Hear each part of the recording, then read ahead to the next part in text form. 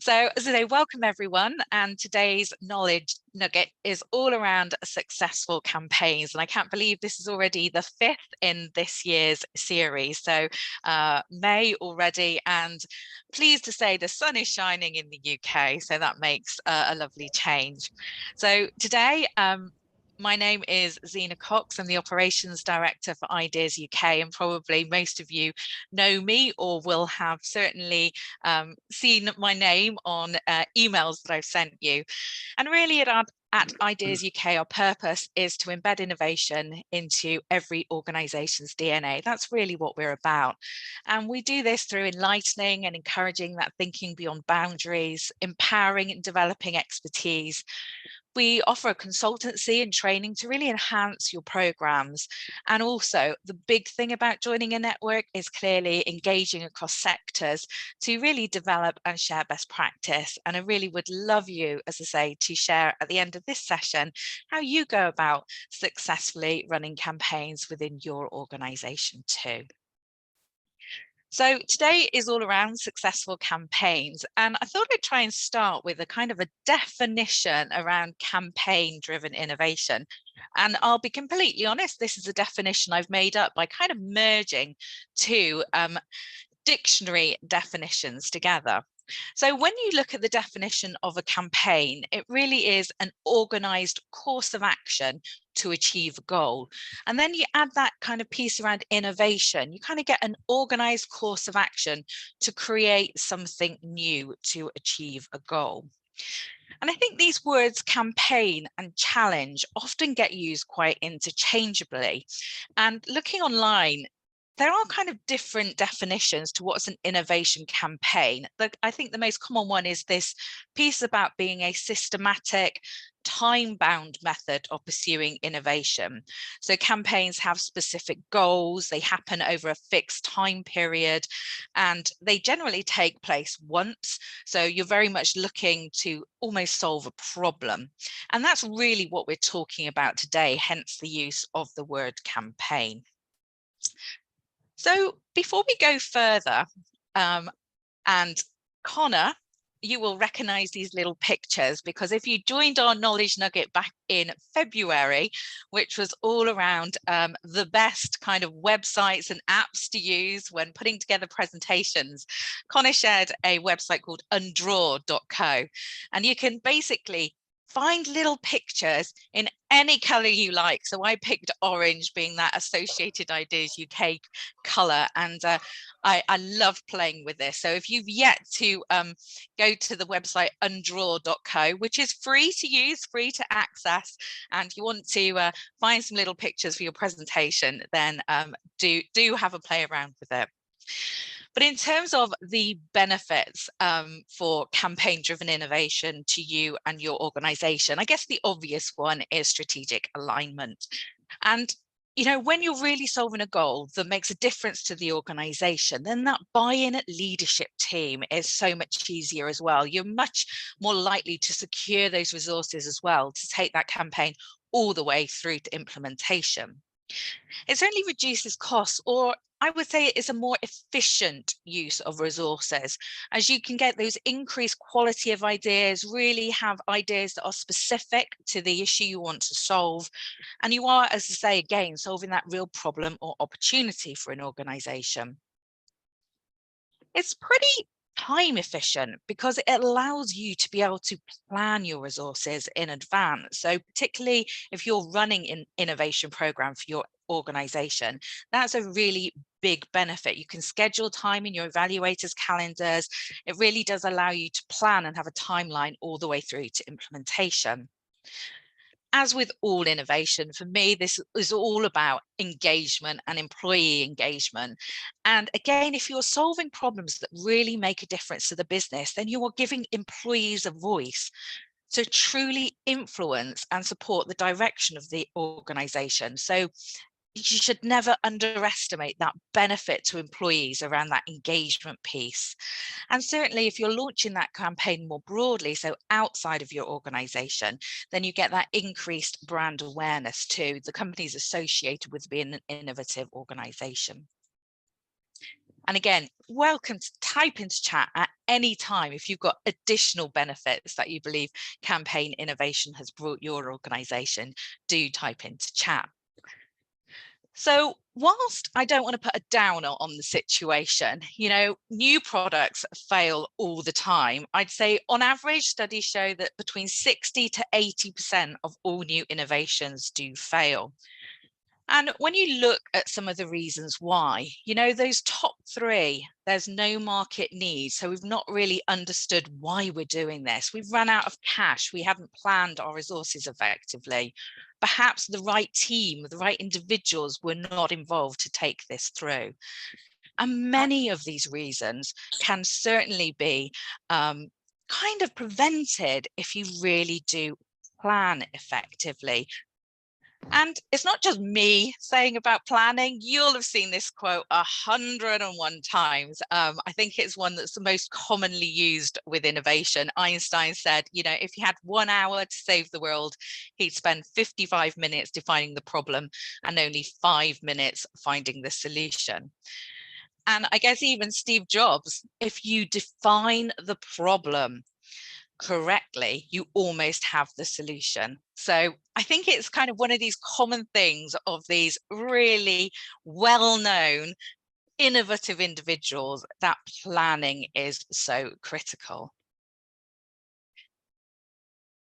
So when we're thinking about planning, and in essence, I guess one of the keys to success when we're talking about campaign-driven innovation is really accurately defining your problem or opportunity, the goal we're looking to obtain.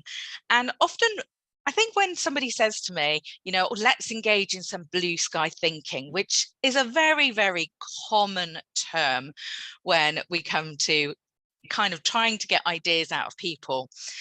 Now, some people are great with that because I know it gives you the freedom to come up with anything you want. But for me, it kind of just makes me shudder a little bit.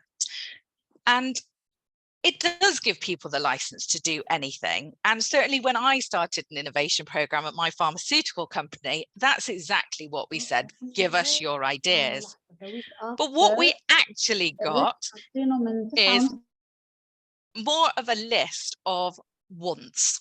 So it was things like, can I bring my dog to work? Can we employ some dog walkers in the office? Can we have a swimming pool? Can we have a sports pitch? So it wasn't really innovative ideas at all, just stuff that people wanted. And I think that's the risk when you do this blue sky thinking.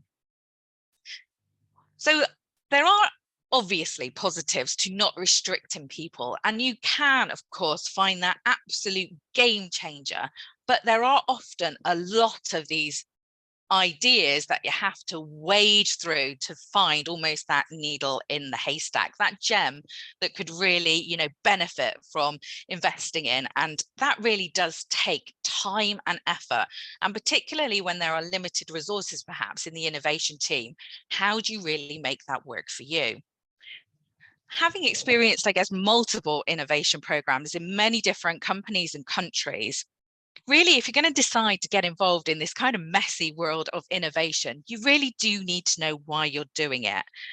And I guess that's why one of the first keys to success is really identifying that problem or opportunity that's really going to make a difference to your business. And as a result, is really worth dedicating that time, energy, and money to solve. So as a result, kind of the focus for this talk is very much around that step one of this innovation process. And this innovation process is taken from the British Standards or International Standard Guideline for Innovation 56002. And if we have a brief look at this process, that first step is all around identifying the opportunity. So understanding the scope, the intent, what are you trying to achieve? What are the needs and expectations? Where might the roadblocks be that you might need to overcome, or the opportunities that are currently not being exploited? You may come up with a number of these, so prioritizing is also key at this stage. Following the process through, the next stage is that creating concept. So that tends to be the fun bit, the generating ideas, the brainstorming. And obviously there are so many different methods that we won't be going into today around how you create those concepts. And then we've got the validating of the concept. So this can be anything from your people, your evaluators that you've got lined up with your certain metrics to evaluate those ideas against, through to experiments, tests and pilots. And then following on from that, taking those top 1 or 2 ideas to really truly flesh out and develop those solutions.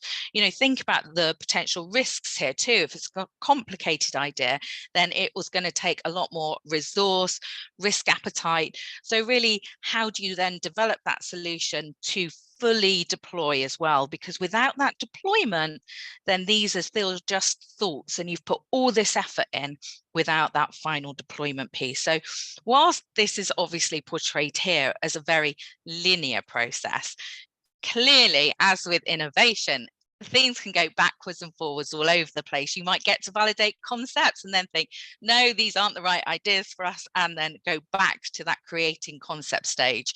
So at any time, even when you're developing the solution, you can still ideate to just tweak and make changes and constantly improve that solution before that full deployment. And even then, it's about monitoring, following up, checking your metrics, etc. So it really is backwards and forwards all over the place.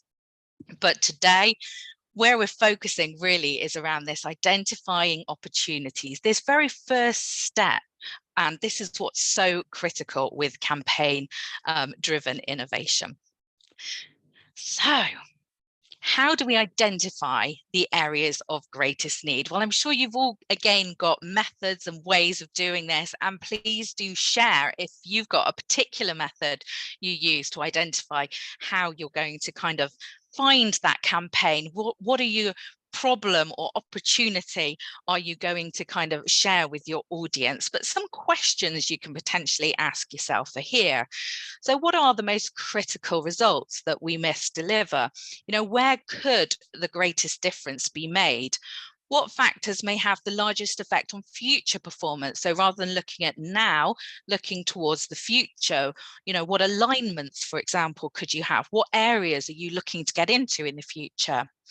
What are the biggest pain points for the customers or the biggest pain points for the employees? You know, where do the greatest volume of complaints arise? And then borrowing more from the Sigma methodology, this kind of Tim Wood thing, transport, inventory, motion, waiting, overproduction, overprocessing, and defects. Where are you wasting the greatest number of resources that could be improved and actually really have a big saving for the organization?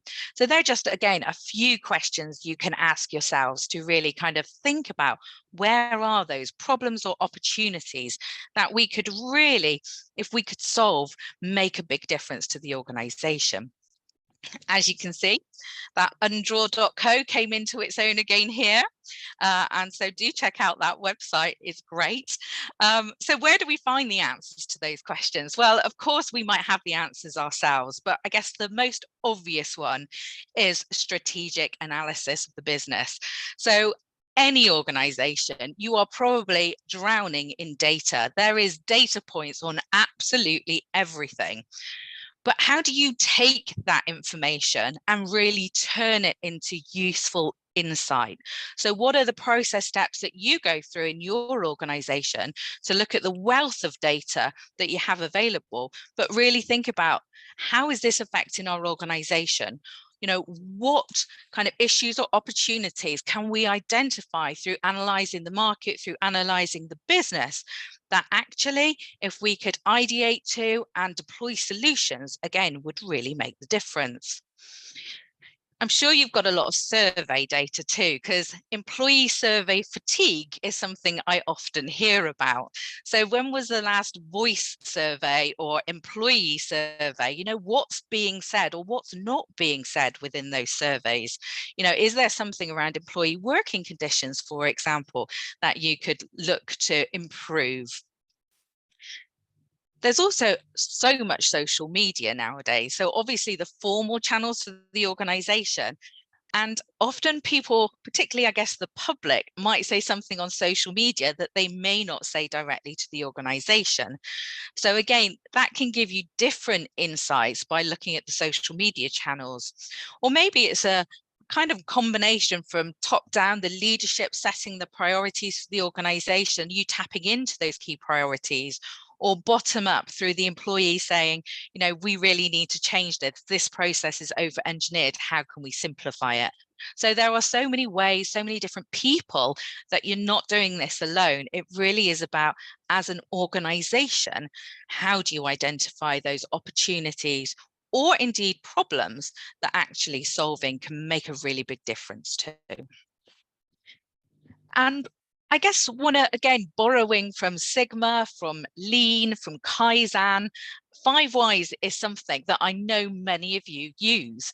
It's kind of really drilling down to make sure you're solving for the right problem, to really get to that root cause before you kind of start coming up with solutions. And thinking back to when I did my green belt and black belt Sigma many years ago, actually the example that was shared with me, which is a real example, is around the Washington Monument. So this is based in the States, the iconic Washington Monument, and it was deteriorating. So at the time, it was kind of the question, the first why. Why is the monument deteriorating? And the answer was because harsh chemicals are being used to clean the monument. Now, if you stopped at this stage, you'd ideate around how can we change the chemicals? What different chemicals can we use? How can we clean the monument without using chemicals? There would be a whole brainstorming process you could go around. But rather than do that, it's about asking why again. So here it's kind of, so why are the harsh chemicals used? Why do we need to use chemicals at all? And the answer was because actually there were loads of birds and they naturally did what birds did and left droppings all over the monument. So again, you could ideate at this point and think, okay, how are we going to get rid of the birds? Let's fly some falcons or have owls on patrol, or I don't know, lots of different ways potentially to get rid of the birds. Net the monument, for example, wouldn't look attractive though. But again, they asked why. So why are there a lot of birds? Well, it turned out there were a lot of spiders. So again, if we were to come up with a solution at this point, it could be something to kill spiders. Not nice. Spiders are good things. And why, again, do we have spiders? Because there are loads of small gnats and the spiders ate the gnats. So the spiders were doing a good job for us. But again, ask why. So why are there loads of gnats? So actually, it turns out that the gnats get attracted to the light. So when they light up the monument at dusk, all of the gnats come in and focus on this bright light. So in the end, the solution was to turn the lights on just half an hour later when it had got dark. And so all of the gnats had settled and the problem was solved. Okay, they still needed to clean the monument one last time. But you can see how, unless we drill down to that root cause, we could be creating solutions that are really unnecessary. And sometimes the simplest solution can be the best. So this is just an example of how to use those 5 Whys and how the 5 Whys were actually used in reality to really solve a problem. So I encourage you, if this is already part of your practice, brilliant. But if actually you've never used this kind of 5 Whys method, it really is simple. You just keep asking, so why is that happening? To really drill down to the root cause. And that's how you can start to create your problem statement. So when you really truly understand what you're solving for and why, it really kind of enables you to get sponsorship, to engage employees around that common goal. And really the first thing to do is to then create this problem statement or opportunity statement. And again, this is borrowed very much from that Lean, Kaizen, Sigma kind of language, which is all about problem solving. So problem statement is really simple, but can be a very powerful tool to really engage people. And it should really look at the specificity of the issue. So it should describe the pain point, but also that future vision too. And to really start to understand it, again, there's just a few simple questions you can ask yourself. So what is occurring? What are we missing? When did the problem start? Where is the occurrence? And then actually, if you know kind of what's happening when it's happening, you can also then kind of identify the gap. So kind of what solution are you trying to create and what's the size of the problem? If it's quite a small gap, it's more of a continual improvement. It could be a different course of action. So if this is a very big gap that you need to solve, and perhaps then that talks to the type of audience that you might need support from to solve your issue as well. So whilst it can be a bit intuitive to think about, so what am I aiming for? When we think of, innovation as a very creative process, we've already used those words, blue sky thinking. Actually, even at the beginning, if we have almost the end in mind, so what does success look like? That can really help us to kind of then understand better the metrics, what we're aiming for, and evaluate those ideas further down the line. Also, if we can really visualize what we're aiming for, what specific outcomes are required, what level of performance, for example, would satisfy the customer or the business need, we can really kind of get across that feel of the vision, as well as kind of more of the fact, which we'll talk about in a minute. And this very much relates back to our kind of gap analysis. What is the opportunity that's being realized? And as I say, will certainly help you identify your evaluation metrics, but also your success metrics further down the line, that return on benefit, or, the benefits realized, for example. So what are you looking to achieve as a result of going through this process? So what we've done now is we've kind of identified the problem. We've used the 5 whys to check that it's the correct thing to solve for, and identified what success could look like. So I have to say, I have stolen this slide with pride from a talk I went to, because I think this is a really good acronym. And it really does look at the 5 traits of a good challenge. And actually, as we go through them, I'd ask you to think about some of the campaigns that you have run within your organization. And even after the session, maybe go back and see how your campaigns kind of, I guess, measure up against this LASSO acronym. So what does LASSO stand for? The L is around limited scope. So this comes down to kind of boiling the ocean, or boiling just a pan of water at a time. It's about a chunk or unit of work. So a realistic problem to be able to solve, rather than trying to solve for everything. It might be that you do have a much bigger challenge that you need to solve, but how can you break it down into stages? What stage could you do first, second, third, fourth? So this could be a whole series of campaigns that are run, but make sure that that scope isn't too big. That's the first key point. The second point is around this being actionable. So we all know, we've been in brainstorming sessions. It's been great fun. We spend an hour, 2 hours, we all walk away. And then you're left with a load of post-it notes with a few words written on it. And, 2 days later, you think, what did they mean by that? And nothing really gets done with that information. So whatever you're coming up with, it should be actionable, and you should have a process in place. So you not only launch that campaign, but there's steps in place to actually see it all the way through to conclusion, to be able to launch whatever initiative you need to launch. It needs to be specific. And again, this is actually around having that problem statement. So what are you trying to accomplish? Is it clear enough for people to really understand? Have you clearly defined, for example, the boundaries? There is this balance between it being too limited, really technical language, only a few people within the organization may be able to contribute, and it being too abstract and people not understanding the kind of type of ideas, the problem that you're trying to solve. So again, look at the language you're using. And as I said, we'll talk more about language in a minute. Your campaign should absolutely be supported. So it must be a challenge that's worth solving for the organization. So you're going to get support to develop and implement that solution. And almost above all, it must be owned. So someone must take accountability.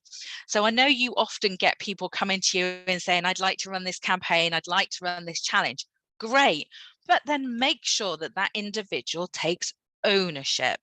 Ideally, it can be you guys, of course, as innovation leads, but ideally you want a sponsor to really own the problem and own the solution, so that again, any barriers to getting implementation are kind of removed by your sponsor.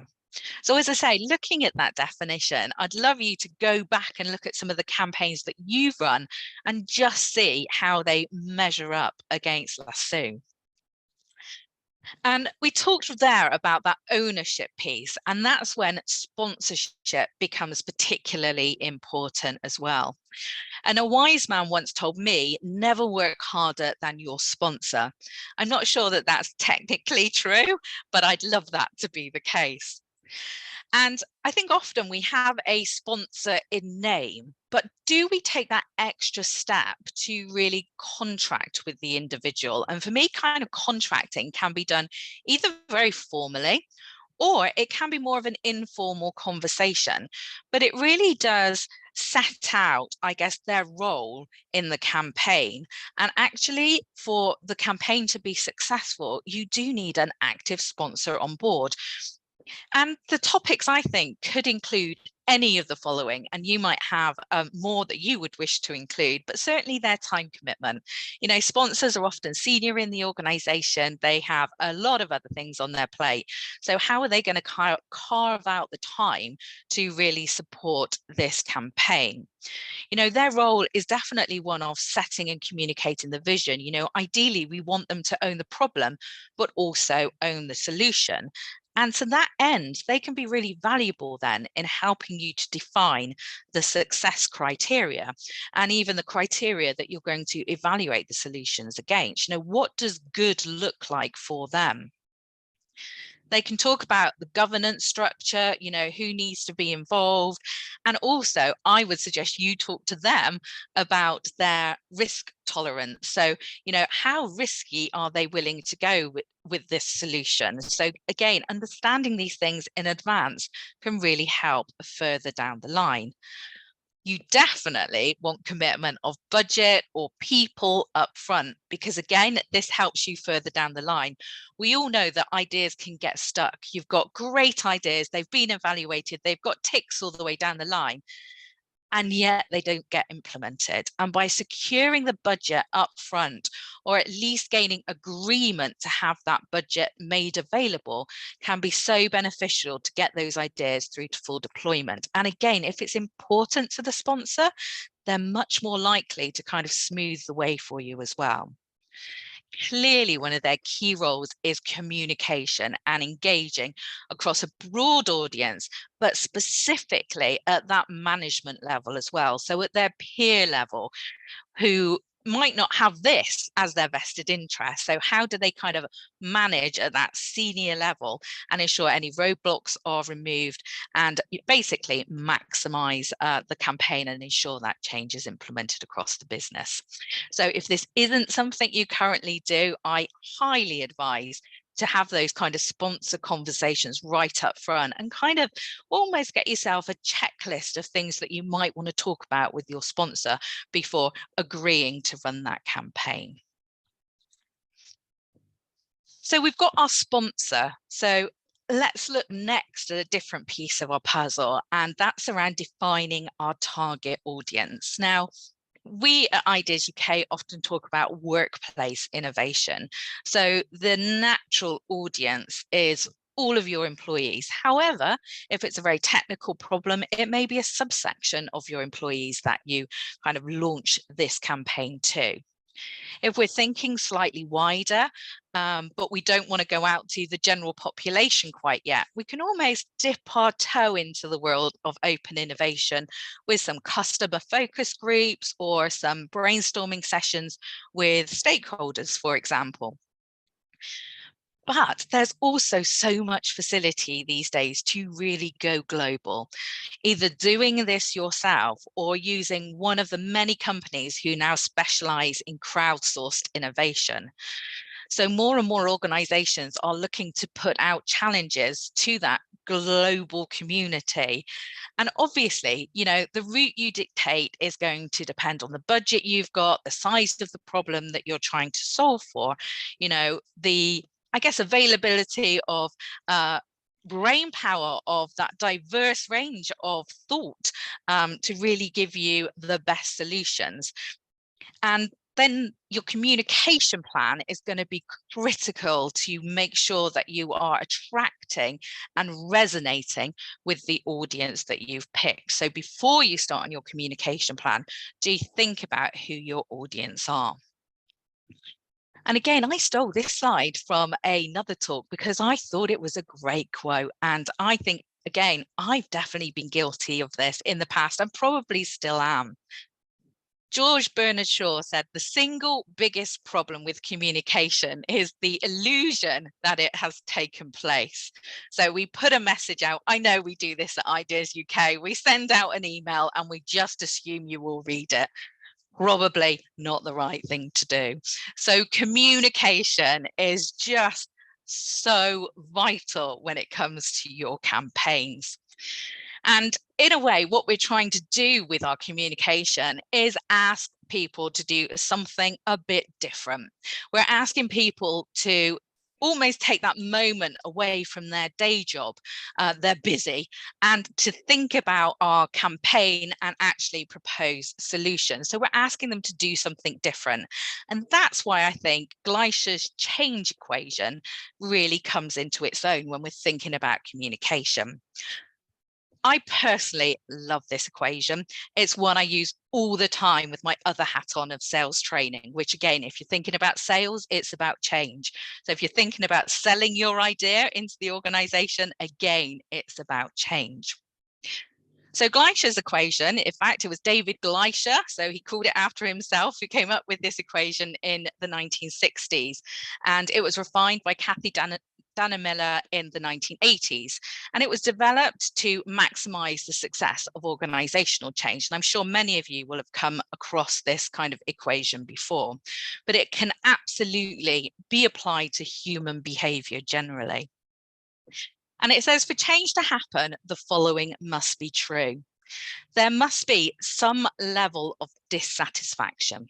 So again, this comes kind of back to the problem. What's the problem? What's happening? What are the pain points? So what's going wrong? So how can you articulate that level of dissatisfaction and thinking about it from a factual point? So it could be that you're losing X number of dollars or pounds or dirhams, or it could be that actually there is a level of dissatisfaction in terms of the feeling of your customers, or lots of customer complaints, for example, or employees.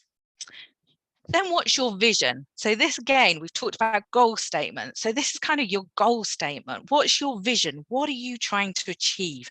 And this is, again, where you can use lots of emotive language to really pull on the heart as well as the head. How will things feel better if you implement a solution? And then there needs to be this first small concrete step. So anytime you're launching a challenge, you know, make it simple for people to add their ideas. I know many of you use platforms. So, you know, if you're coming out with communications for a new campaign, always put the link to the platform in that communication so people can just immediately click through the link and be in the campaign to add their idea. So make it as simple as possible for people to take that first small step. And all of these together need to outweigh the cost to us as an individual of change. And that cost can be in terms of time, effort, often actually when we're talking innovation, it can just be of apathy. People like the way things are, they're busy, they've got day jobs, so it's overcoming almost that apathy to want to really engage people and taking them almost through this emotive journey. So taking them down into the kind of, what is the dissatisfaction, what is the pain that they're experiencing or the organization is experiencing? How can you make that feel real for them as an individual? What's that vision that they could be involved in creating? And what's that first small step that maybe just click through to add their idea that outweighs that kind of potential apathy that they may be feeling towards being engaged? So again, I think it's really good to think about Gleicher's equation, and almost when you're thinking about creating your campaign statement, to list out what are the dissatisfaction, what are they practically, what are they emotionally as well. And then it's that goal, that vision for a brighter future. How are you communicating that so it really resonates? And when it comes to resonating, what we're after is really this persuasive communication. And this absolutely follows on from Gleicher's equation. It really is about establishing credibility. So knowing your audience, knowing what's going to resonate with them. And we're looking to engage head and heart. So we need the facts and figures, but we also need that why. So the rational argument that gives us credibility, but actually we're human beings. We have to make decisions loads of times every day. We have to decide where we're going to put our time and effort. And we use shortcuts or triggers on how we respond emotionally to things. So it's so important to truly engage people, to tap into that feeling, that emotion, that heart. And again, that's how that vision and dissatisfaction from Gleicher's equation really works and can be phrased. And then finally, it's about finding that common ground. So again, this is all about doing your due diligence in advance, knowing your audience, what's resonated with them in the past, perhaps finding a common frame of reference to use as a springboard for your new concept. It really is all about storytelling. And I know we've touched on storytelling at several knowledge nuggets in the past. But I guess when you summarize all this together, it's about that right message through the right channel at the right time to the right audience to really generate that buzz and gain that commitment to act. And I guess having touched on timing, and I appreciate my timing is running out slightly, but to have a successful campaign, you want to make sure that you launch it at the right time point for an organization, and certainly speaking to your comms team and identifying any potential clashes. The last thing you want to do is launch an important campaign just as the company are about to restructure. So think about how you can program your campaign into the broader communication diary of the organization. And obviously, when it comes to time, another big benefit to campaigns if they've got that fixed start and end date. Therefore, it is possible to plan your time and the time of others who may need to be involved, such as those responsible for evaluating the ideas. Plus, you can develop your full communication plan from awareness through to that active participation. So the time and the planning are just almost gifts to you when it comes to campaign-driven innovation. So whilst we can never guarantee that any campaign is going to be successful, and I absolutely encourage you to evaluate your campaigns and look at what has been successful for you in the past. To kind of summarize what makes successful campaigns, that first thing is really understanding your why, defining your problem statement, defining the goal, really understanding that dissatisfaction, those pain points, and then, what would the vision be? But also thinking about those 5 whys. Are you solving for the right problem? Contract with your sponsor, define their role in the campaign success. Choose your audience. Where will you find those game-changing ideas? How far do you need to cast your net? How far do you need to look? Communicate. communicate and communicate again. Create your communication plan and aim for that persuasive communication through capturing hearts and minds. And finally, I guess all wrapped up under logistics are those timeframes, the budgets, and the resources to actually make the campaign happen. So really, that's kind of it from me when it comes to successful campaigns. I know we've only just touched on one element, which is really around this identifying opportunity, the piece that is so important, that planning phase, to really ensure that actually you're going to get the right ideas, you can validate those ideas and actually deploy solutions that really make a difference to the organization. So we really have just touched on that phase one today. And actually, whilst I just do a little promo piece for Ideas UK, I would love to hear from you about how you have successfully, driven campaigns within your organization. Are there any top tips that you can share? So if you have a think about those for the next minute or so, I just wanted to, while we're all here together, remind you that the Ideas UK Idea of the Year competition is out. We are asking for your ideas now. We're under 2 months now until the closing date of the 6th of July. And we'd love to see some brilliant ideas that perhaps originated through some of your campaigns represented in the competition this year. And the final of the competition will be held at the Tewkesbury Park Hotel at our 36th annual conference, which is taking place on the 8th and 9th of November. It is a great opportunity, not only to, if you're a finalist, have your ideas judged in that face-to-face environment and potentially to be on that podium winning an award, but also to really, engage with the rest of the Ideas UK network, hopefully take some great ideas, some tips back to your organization for the future as well. So we do hope you'll join us there, and please do put the dates in your diary. And finally, later this week, we will be announcing next month's Knowledge Nugget, where the Innovation Network are going to share some of the secrets to successful innovation programs with the focus on scaling innovation. So that'll be on Tuesday, the 13th of June. But for now, I'm going to stop sharing. And if anyone's got any top tips around successful campaigns, I'd love you to unmute or share.